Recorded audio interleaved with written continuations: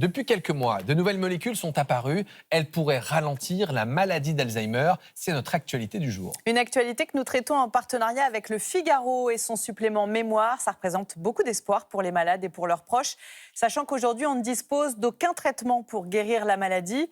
Il existe des molécules capables de ralentir sa progression. Elles sont même prescrites aux États-Unis, en Espagne, au Japon notamment. Mais à ce stade, les autorités de santé françaises se sont prononcées contre. Et pour en parler, nous recevons le professeur Claire Paquet, neurologue à l'hôpital Lariboisière. C'est à Paris, c'est la PHP.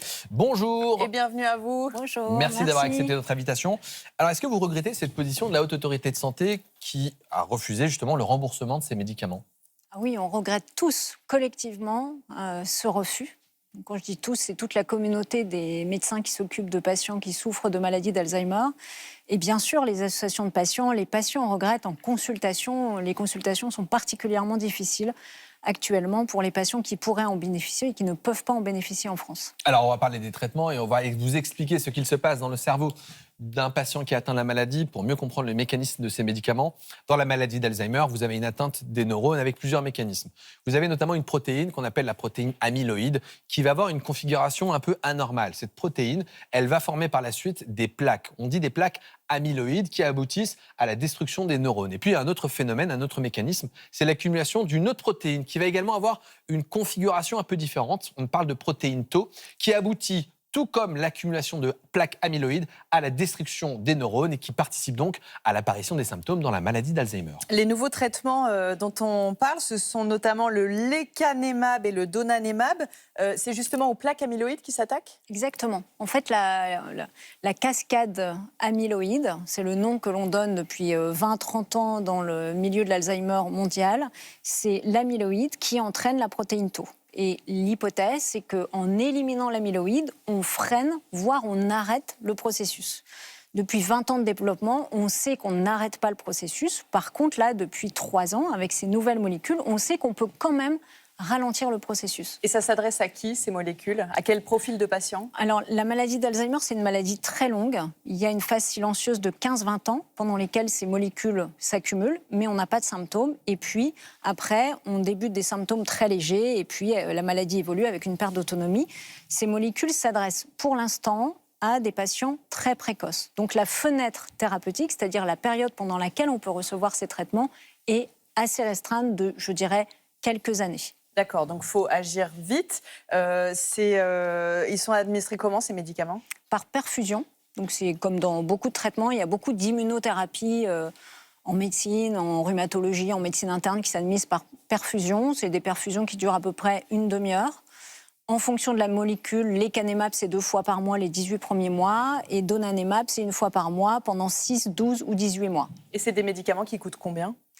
Alors, c'est très variable, puisque en France, on n'a pas d'indication de prix, puisqu'ils sont refusés. Les prix chez les patients qui vont à l'étranger et qui nous disent combien ça coûte, c'est entre 60 000 et 100 000 euros par an, tout compris. Vous pensez que c'est un des freins ? Parce qu'on a parlé des effets secondaires potentiels, mais est-ce que vous pensez que le coût fait dire à la haute autorité, finalement, ça coûte cher, avec des risques potentiels ? C'est pas un argument qui nous a été avancé, en tout cas. Les risques potentiels, oui, ont été mis en avant en disant il y a beaucoup de risques avec ces molécules-là. Lesquels, justement ? Alors, en fait, la difficulté, c'est qu'il y a des risques de voir des images anormales. Par exemple, dans certains médicaments, on a notre biologie, le bilan hépatique qui se perturbe, mais on n'a pas de symptômes. Eh bien, avec ces molécules-là, c'est la même chose. On peut avoir des images anormales à l'IRM, des petits saignements, des œdèmes, sans symptômes. Donc ces images-là à l'IRM, évidemment, quand on dit saignement dans la tête, œdème, ça fait peur à tout le monde. Ouais. Évidemment, c'est normal. Et que ça fasse peur à nos institutions, c'est normal. Mais vous dites en tant que neurologue, ces éléments ne sont pas inquiétants ? Non, parce que 6% des patients sont symptomatiques, moins de 1% sont sévères. Ça, c'est les données dans les essais thérapeutiques, et dans la vie réelle, c'est beaucoup moins. Donc vous dites que la balance bénéfice-risque, elle penche aujourd'hui en faveur du bénéfice de ces médicaments. Oui, en tout cas, c'est ce qu'a retenu toutes les autorités de santé mondiales, y compris notre autorité de santé européenne.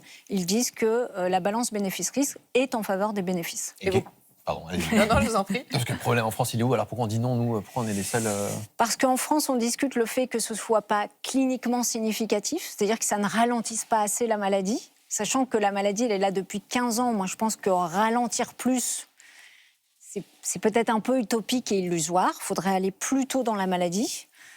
Parce que pour nos autorités, les risques sont beaucoup trop importants. Et dans ces risques, enfin en tout cas quand on relit la synthèse de la HAS, ils comprennent tous les risques, aussi les images sans symptômes, ça s'appelle les ARIA, en fait ils parlent des ARIA globalement. Et puis le troisième argument, c'est de dire que le déploiement va être compliqué parce que perfusion régulièrement, venue à l'hôpital régulièrement, IRM pour surveiller les ARIA. Est-ce qu'il y a d'autres pistes qui vous semblent prometteuses en termes de traitement contre la maladie d'Alzheimer ? Alors, il y a la deuxième piste qui est la protéine Tau, qu'on a vue, qui est la deuxième étape, je dirais, de la maladie. Donc oui, on a des essais thérapeutiques contre la protéine Tau qui se font en intratécal, c'est-à-dire c'est une injection par ponction lombaire. Il y a l'inflammation qui sort beaucoup en cible thérapeutique, mais pour l'instant, les autres cibles thérapeutiques, par exemple les antidiabétiques, les anti-obésité, n'ont pas montré leur efficacité. Et puis, ce qui est assez, je dirais, à la mode et qui pourra sûrement montrer une efficacité symptomatique sans enlever les lésions, c'est tout ce qui est stimulation magnétique transcrânienne, tout ce qui est stimulation électrique. Est-ce que d'ici à ce qu'on ait accès à des médicaments, vous avez des conseils à donner pour limiter, prévenir la maladie finalement ? Alors, en prévention primaire, c'est-à-dire avant la survenue de la maladie, je dirais que c'est des conseils général. Il faut bien s'alimenter, faire du sport, lutter contre les facteurs de risque vasculaire qu'on sait que ça aggrave la révélation de la maladie. Une fois qu'on a la maladie, il faut éviter de maigrir parce que c'est un facteur d'aggravation. Il faut avoir un rythme de vie très stable, notamment un rythme de sommeil très stable, ne pas avoir trop de modifications de son environnement, des décalages horaires, etc., qui sont un facteur d'aggravation. Éviter, si possible, les anesthésies générales. Je ne dis pas que toutes les anesthésies générales aggravent, mais elles peuvent. Quand on a la maladie d'Alzheimer, mieux vaut éviter les anesthésies générales superflues, entre guillemets, celles qui ne sont pas absolument nécessaires. Par exemple, pour une prothèse de genou, de hanche, on peut le faire sous rachianesthésie, c'est préférable. Et éviter les événements infectieux qui aggravent la maladie, grippe, Covid, zona, pneumocoque. Donc on se vaccine. Donc la vaccination. Eh bien, merci d'avoir répondu à toutes nos questions. Merci beaucoup. Et on rappelle que vous pouvez retrouver plus d'informations dans le nouveau numéro de notre partenaire, le Figaro Santé, consacré à la mémoire. C'est actuellement en kiosque. On vous parle maintenant d'une petite révolution dans le monde de l'urologie. Ça se passe au CHU de Bordeaux. Les apprentis chirurgiens ne font plus leurs essais sur des animaux ou des organes de défunts, mais sur des reins imprimés en 3D. C'est une première en France que vous allez découvrir dans ce reportage de Sybille de Barthès, Adèle Lecanu et Véronique Bourgin-Jacquin.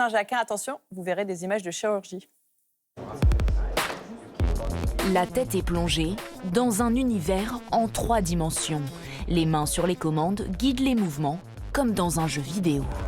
Bien ramener ses mains, sinon on est vite limité par l'amplitude des manettes. Mais ça, après quelques exercices, ça vient de manière très intuitive.